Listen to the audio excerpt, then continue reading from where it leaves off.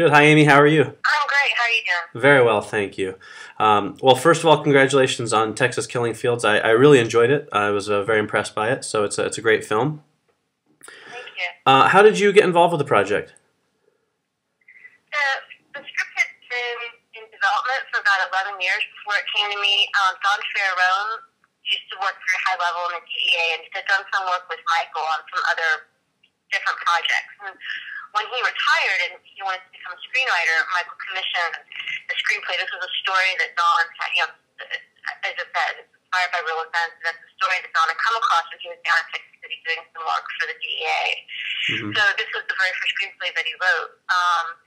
And, it went through a lot of different permutations, a lot of different people were attached.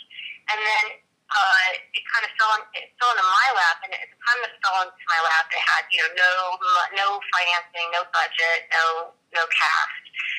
It was just sort of take a look at this and see what you think. And I was really, really, really struck by. I actually read the research that the script is based on before I read the screenplay, and it just really, I was really compelled by it. I just really was compelled by the inspired by real events aspect of it.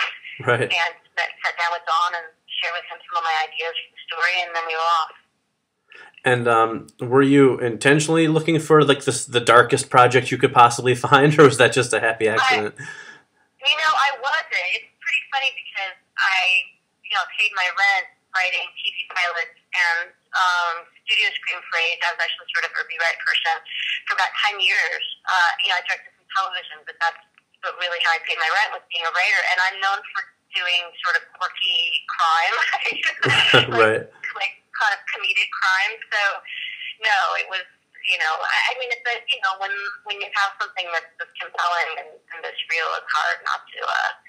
At least for me, it was hard not to be attracted to it. Sure, sure. And then you put together this amazing cast with Sam Worthington and Jeffrey Dean Morgan and Jessica Chastain and Chloe Moretz. How involved were you in pulling that cast together? Well,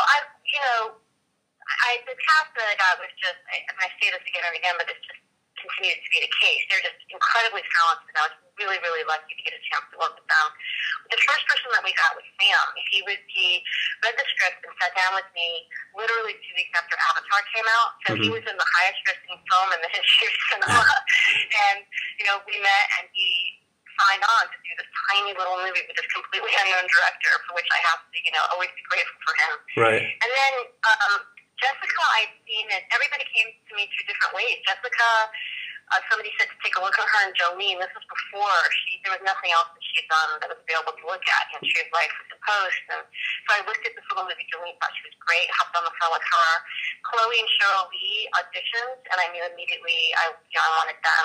Jason Clark and I sat down and talked, and I thought he was just great. Stephen Graham I knew from This Is England, and thought he was just, genius.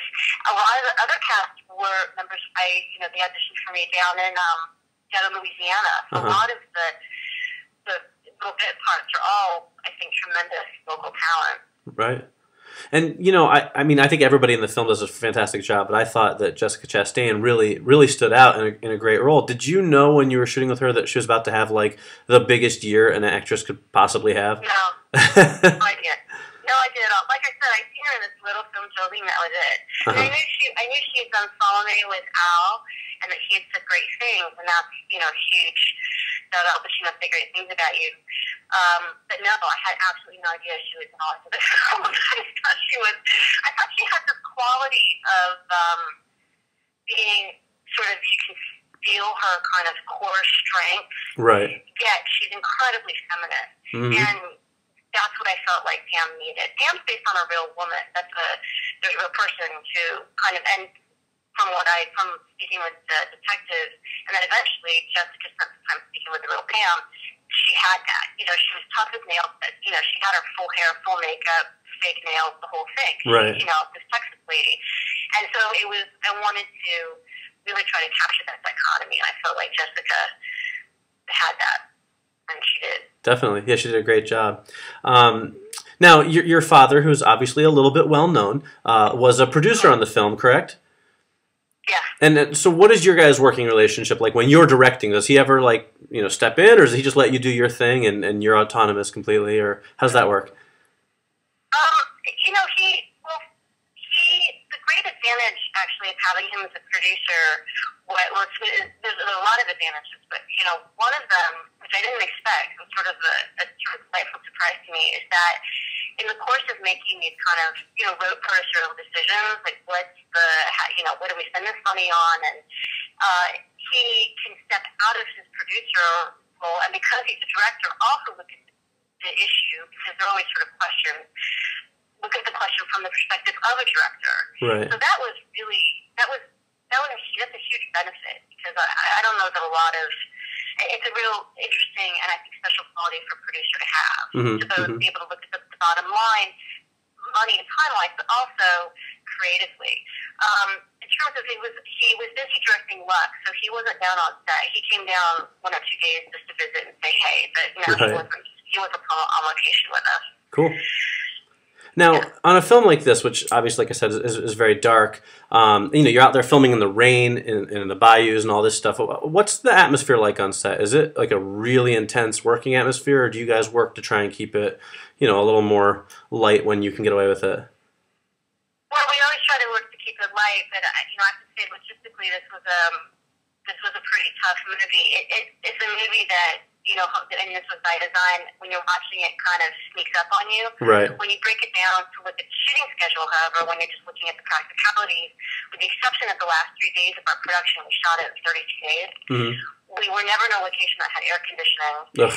And we were never doing something, wasn't a single day that didn't involve a car chase, someone being stabbed in the chest, someone on fire, a child on stage 4. There was always, but again, because of the pacing and editing of the film, you don't necessarily feel that it's a giant action thriller. Right. But, so it was, and then we were shooting, we found these beautiful locations, like the forest of dead trees, which, I'd never seen anything like that before. We went to get into the Gulf area, the Texas-Louisiana Gulf area.